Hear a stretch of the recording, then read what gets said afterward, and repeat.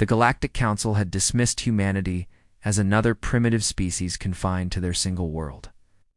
For 3 centuries, the major powers, the hegemony, the Compact, and the Federation had monitored Earth's radio chatter with mild amusement. Humans appeared to be a fractured civilization, constantly warring among themselves, lacking the unity necessary for interstellar expansion. Admiral Kane stood on the bridge of the Titan's Wrath, watching the blue marble of Earth shrink behind them. The first human dreadnought fleet was finally departing, carrying the hopes of 8 billion souls into the void. Humanity had spent decades in secret, building their vessels in the asteroid belt.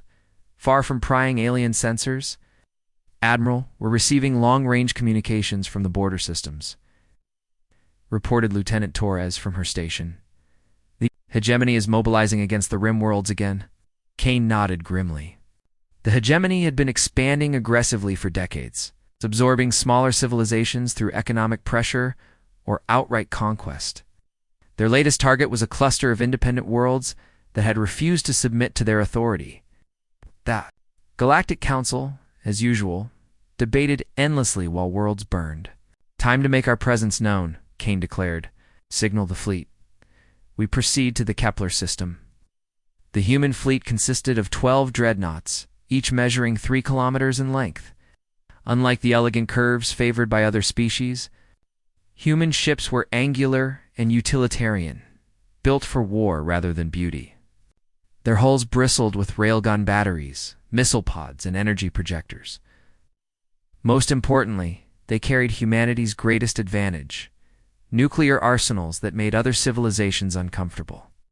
The journey to the contested Kepler system took 6 days at maximum warp.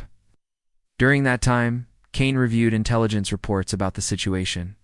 The hegemony had deployed their standard intimidation fleet, 200 vessels designed more for show than serious combat. Strategy relied on overwhelming numbers and the psychological effect of their massive formations. When the human fleet dropped out of warp at the edge of the Kepler system, they found chaos. Hegemony ships were methodically destroying orbital installations around the inhabited worlds. Civilian transports fled in all directions while the local defense force fought a hopeless delaying action. "Unknown vessels, identify yourselves immediately," came the harsh transmission from the hegemony flagship. "You are interfering in a legitimate pacification operation." Kane activated the communications array. "This is Admiral Kane of the Terran Defense Force. You will cease hostile actions against civilian targets and withdraw from this system immediately." The response was predictably arrogant. "Terran, we have no record of such a species in our databases. Withdraw now or face the consequences of interfering with the hegemony." "Very well," Kane replied calmly. "All ships, weapons free." "Show them." What Earth has learned about war, the human dreadnoughts spread into attack formation, their angular hulls rotating to bring maximum firepower to bear. The hegemony commander, apparently believing he faced another minor species, ordered his fleet to advance in their traditional intimidation pattern. The first salvo from the human fleet shattered that assumption forever. Railgun projectiles traveling at significant fractions of light speed tore through hegemony shields as if they were made of paper. Nuclear-tipped missiles followed, their detonations creating brief new stars in the darkness.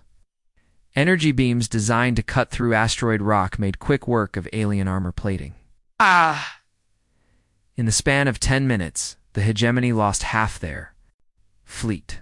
The survivors retreated in disorder, broadcasting frantic distress signals that would soon reach every corner of the galaxy. Commander Blake of the Rimworld Defense Force opened a channel to the human flagship. "Admiral Kane, we cannot express our gratitude, but who are you? Where did you come from?" Kane smiled. "We're from a small blue world called Earth. We've been watching the galaxy for some time, waiting for the right moment to introduce ourselves." Word of the battle spread quickly through galactic communication networks. The species that had dismissed humanity as primitive savages suddenly found themselves re-evaluating everything they thought they knew. Reports flooded in describing the devastating effectiveness of human weapons, the cold precision of their tactics, and the unsettling fact that they had somehow built a fleet in complete secrecy. Within days, diplomatic envoys from major powers were requesting audience with Earth's representatives. the Galactic Council, which had never acknowledged humanity's existence, suddenly extended an invitation for Earth to join their ranks. Kane received these diplomatic overtures while his fleet patrolled the Kepler system, ensuring the hegemony would not return.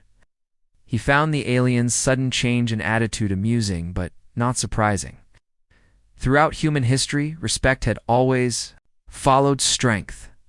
Admiral Torres reported, "We're receiving a priority transmission from Earth Command." The message was brief, but significant. Earth's leadership had decided to accept the Galactic Council's invitation, but on their own terms. Humanity would join the galactic community not as supplicants seeking protection, but as equals demanding respect. As the Titan's wrath turned toward the galactic core, Kane reflected on the irony of the situation. The galaxy had ignored Earth because they believed humans were too divided and primitive to pose a threat. They had failed to understand that humanity's greatest strength lay not in unity, but in their capacity for organized violence when threatened. The quiet era was over. Humanity had announced itself to the galaxy not with words, but with the thunder of their dreadnoughts. The stars would never be the same.